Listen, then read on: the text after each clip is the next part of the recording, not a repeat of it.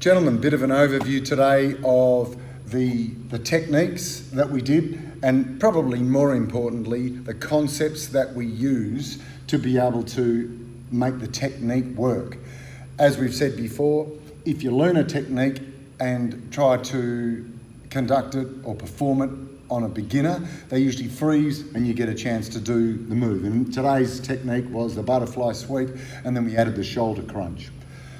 But the concepts which helped us once they start resisting was the ability to unbalance the person. And as you can see by my arrows there, we were unbalancing them by moving them from north to south, up and down, and from left to right.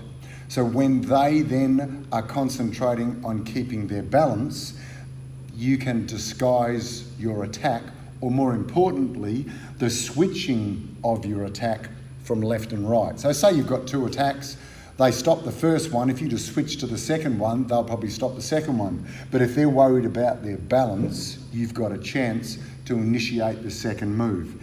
The method for the sweep, as we've said, was to take out the post, to get the body weight controlled, and then to find the angle that they're weak on. But they'll always fight for those. They'll fight to retain their post, to control their body weight, and to stop you moving to the angle. So you mess with their brain with unbalancing them so that you can execute your technique correctly.